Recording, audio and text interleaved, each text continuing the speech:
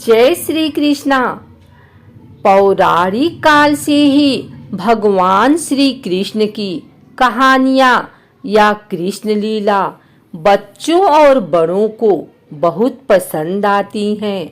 भगवान श्री कृष्ण जी की कई कहानियाँ हैं हम सभी के लिए ज्ञान का भंडार। जैसा कि हम सभी जानते हैं, मार्गशीर्ष मास भगवान श्री कृष्ण को समर्पित है और इस मास में भगवान श्री कृष्ण की पूजा कथा एवं यमुना जी में स्नान करने से भगवान श्री कृष्ण प्रसन्न होते हैं एवं मोक्ष की प्राप्ति होती है। तो आइए जानते हैं एक ऐसी कथा जिसमें सच्ची भक्ति और प्रेम से भगवान को भी जीता जा सकता है। एक सेठ और एक संत की कहानी है। एक सेठ जी बड़े कंजूस थे। एक दिन उन्होंने दुकान पर बेटे को बैठा दिया और बोले कि बिना पैसे लिए किसी को कुछ मत देना, मैं अभी आया। अकस्मात एक संत आए जो अलग अलग जगह से एक समय की भोजन सामग्री लेते थे। लड़के से कहा, बेटा जरा नमक दे दो। लड़के ने संत को डिब्बा खोल के एक चम्मच नमक दिया। सेठ जी आए तो देखा कि डिब्बा खुला पड़ा था। सेठ जी ने कहा कि क्या बेचा? बेटा बोला, एक संत जो तालाब पर रहते हैं उनको एक चम्मच नमक दिया था। सेठ का माथा ठनका। वो बोले, अरे मूर्ख, इसमें तो जहरीला पदार्थ है। अब सेठ जी भागकर संत के पास गए। तब तक संत भोजन बनाकर भगवान का भोग लगाकर खाने की थाली लेकर बैठ चुके थे।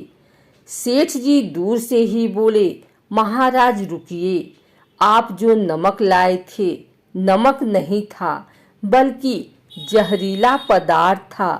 कृपा करके आप ये भोजन न करें। संत जी बोले, भाई हम तो प्रसाद लेंगे ही, क्योंकि भोग लगा दिया है। भोग लगाकर भोजन छोड़ नहीं सकते। अगर भोग नहीं लगता तो भोजन बेशक छोड़ देते। ये कहकर संत ने भोजन को प्रसाद समझकर खाना शुरू कर दिया। सेठ जी के होश उड़ गए। वो रात भर वहीं बैठे रहे। सेठ को रह रहकर ये चिंता सता रही थी कि अगर संत को कुछ हो गया तो बड़ी बदनामी होगी। रात में अगर तबीयत बिगड़ी तो कम से कम वैद्य को दिखा देंगे। सोचते सोचते उसे नींद आ गई। सुबह रोज की तरह संत जल्दी उठ गए और नदी में स्नान करने लगे। सेठ जी ने कहा, महाराज तबीयत तो ठीक है? संत बोले, भगवान की कृपा है। इसके बाद वे पूजा के लिए मंदिर चले गए। जैसे ही संत ने मंदिर का द्वार खोला तो देखा कि भगवान के श्री विग्रह के दो भाग हो गए हैं और शरीर काला पड़ गया है। ये देखते ही सेठ को सब समझ आ गया कि भक्त के अटल विश्वास को देखकर भगवान ने भोजन का जहर भोग के रूप में स्वयं ग्रहण कर लिया और भक्त को प्रसाद ग्रहण कराया। इसके बाद सेठ ने तुरंत घर जाकर बेटे को दुकान सौंप दी और स्वयं संत की शरण में आकर भगवान की भक्ति करने लगा। एक अन्य कथा के अनुसार एक बार एक महात्मा अपने शिष्यों के साथ कुंभ के मेले का भ्रमण कर रहे थे। वहां विचरण करते समय उन्होंने एक साधु को माला फेरते और साधना करते देखा। उन्होंने पाया कि साधु बार बार आंखें खोलकर देख लेता कि लोगों ने कितना दान दिया है। वो हंसे और आगे बढ़े। थोड़ी दूर जाकर देखा कि एक पंडित जी भागवत वाचन कर रहे थे, लेकिन उनके चेहरे पर शब्दों के कोई भाव नहीं थे। वे तो बस यंत्रवत बोले जा रहे थे और चेलों की जमात उनके पास बैठी थी। इस पर महात्मा खिलखिलाकर हंस पड़े। वे थोड़ा सा आगे बढ़े ही थे कि देखते हैं एक युवक बड़ी मेहनत और लगन से रोगियों की सेवा कर रहा है।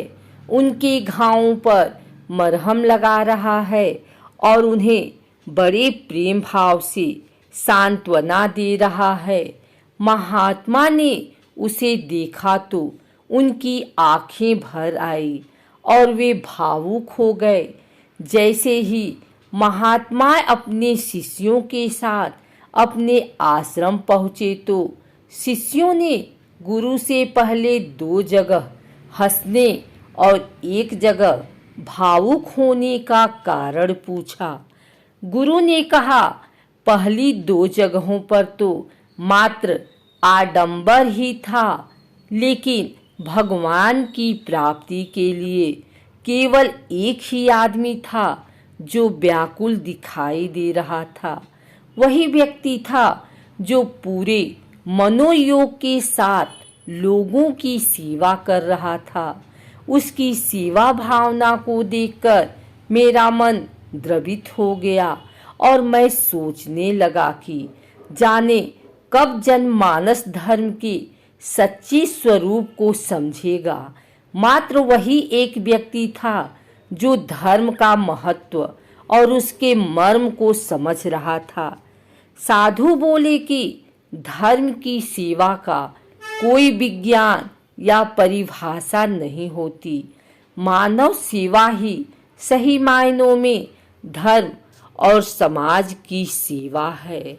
अगर आपको हमारी वीडियो अच्छी लगी हो तो इसे लाइक करें, कमेंट करें, शेयर करें और हमारे चैनल भक्ति गाथा को सब्सक्राइब करके बेल नोटिफिकेशन ऑल पर सेट कर लें ताकि आगे आने वाली वीडियो सबसे पहले आप तक पहुंच सके। धन्यवाद।